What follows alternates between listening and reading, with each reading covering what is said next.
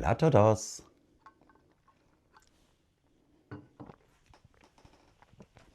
Herzlich willkommen zu einer neuen Folge von Mattes Mathe-Mission Uruguay ein Welt. Heute Teil 2 unserer Erkundungsreiseplanung. Im September geht's los, auf nach Uruguay! Yay! Im ersten Teil unserer Planungsserie für die Uruguay-Erkundungsreise habe ich euch erzählt, was wir in den ersten 10 Tagen vorhaben. Nachdem wir Maldonado und Rocha hoffentlich näher erkundet haben, planen wir eine Rundreise durch das Land. Wir möchten verschiedene Regionen besuchen und herausfinden, welche uns am besten gefällt. Besonders interessieren uns Gegenden mit guter medizinischer Versorgung und guter Verkehrsanbindung. Auch wenn es uns eher in die Nähe des Meeres zieht, möchten wir das Landesinnere nicht ausschließen.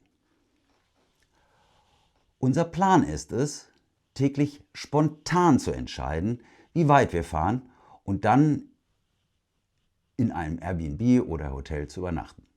Uns wurde mehrfach versichert, dass dies außerhalb der Saison kein Problem sein sollte. Wenn ihr mehr Informationen dazu habt, her damit! Die Rundreise machen wir mit einem Mietwagen. Unser erstes Ziel wird das Departamento 33 und die gleichnamige Hauptstadt 33 sein. Ihr erinnert euch, ein Departamento ist sowas wie ein Regierungsbezirk in Deutschland. Uruguay hat da 19 von. Laut Reiseführer ist 33 eine typisch uruguayische Inlandstadt. Viele Bäume, flache Häuser. Wir sind gespannt. Die Stadt hat ca. 25.000 Einwohner. Was mich bei den Recherchen überrascht hat, im Departamento 33 ist Reis das wichtigste Anbauprodukt und Handelsgut.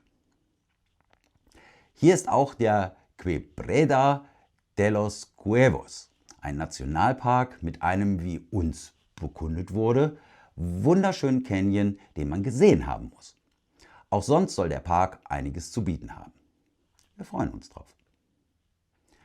Dann fahren wir weiter Richtung brasilianische Grenze, ins Departamento Cerro Largo und dort in die Hauptstadt Melo. Hier leben etwa 52.000 Menschen. Besonders an Melo soll die einzigartige Verbindung der uruguayischen Sprache und Kultur mit der brasilianischen Kultur und Sprache sein. Wir sind gespannt, ob für uns ein Unterschied erlebbar sein wird. Wir achten mal drauf. Von Melo reisen wir nach Tacuarembó. Als Hobbybierbrauer freue ich mich ganz besonders auf Tacuarembó. Hier gibt es viele winzig kleine Kraftbierbrauschenken, die ich gern besuchen möchte. Hier findet auch jährlich ein Kraftbierfestival statt. Ein Einwanderer hat uns nach Tacuarembó eingeladen. Er lebt erst an der Küste und ist dann vor ein paar Jahren ins Landesinnere gezogen. Netterweise ist er bereit, uns von seiner Einwanderung zu erzählen. Wir freuen uns riesig, diese Erfahrung und diesen Austausch zu erleben. Tacuarembó ist die Hauptstadt des Departamentos Tacuarembó. Hier wohnen ca. 55.000 Menschen. Außerdem findet hier das größte Rodeo Uruguay statt, die Fiesta de la Patria Gaucha. Und wenn wir uns schon in Tacuarembó befinden, möchten wir auch San Gregorio de Polanco angucken. Auf diesem kleinen Ort freut sich meine Frau ganz besonders. San Gregorio de Polanco hat etwa 3.300 Einwohner. Vor ca. 20 Jahren hat man Künstler aus aller Welt eingeladen, hier Hauswände großformatig zu bemalen. Dieser Einladung sind dann ganz viele gefolgt.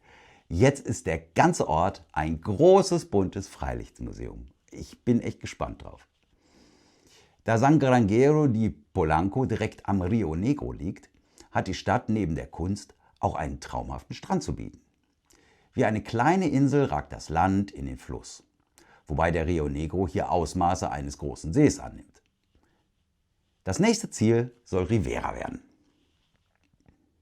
Wie in so vielen Departamentos ist auch hier die Hauptstadt namensgleich und heißt dann auch dementsprechend Rivera. In der Hauptstadt leben 65.000 Menschen. Rivera ist durch eine Einkaufsstraße, Duty Free lässt grüßen, mit der Schwesterstadt Santana do Livramento in Brasilien verbunden. In Rivera haben sich Portugiesisch und Spanisch vor langer Zeit zu einer Sprache vermischt, die man Portuñol nennt. Seit 2006 kann man an der Grenze zwischen Uruguay und Brasilien ganz ohne Pass überqueren. Übrigens, auch wenn wir zu diesem Zeitpunkt schon mehrere Tage unterwegs sein werden, eigentlich sind wir in Rivera nur ca. 400 Kilometer Luftlinie von Montevideo und der Küste entfernt. Von Rivera geht es weiter nach Artigas. Artigas ist das nördlichste Departamento von Uruguay. Die Hauptstadt heißt, wenig überraschend, Artigas. Die Grenzstadt ist Artigas ein wichtiges Zentrum für Handel mit Argentinien und Brasilien. Bis heute werden in Artigas Schmucksteine abgebaut, vorwiegend Achate und Amethyste, und in die ganze Welt exportiert. Hier erneut unser Aufruf an euch. Wenn ihr in einer dieser Regionen lebt und im Oktober 25 Zeit und Lust habt, unsere Fragen zu beantworten, bitte lasst uns das wissen. Gern auch per Mail. Die Mailadresse findet ihr in der Kanalinfo. Wir sind lustig, freundlich, neugierig, lernt uns kennen. So, und jetzt noch das Ganze in meinem Anfängerspanisch. Somos divertidos, amigables y curiosos, ven a conocernos. Ich hoffe, das war richtig. In der nächsten Folge zeige ich euch, welche Route wir aus dem Norden Uruguays zurück in den Süden an die Küste planen. Damit ihr die nächste Mate-Mission nicht verpasst, denkt an das Abo und die Glocke. Das war's für heute. Hasta la próxima, wenn es wieder heißt Mates Mate-Mission. Que les vaya bien und auf Wiedersehen. Tschüss.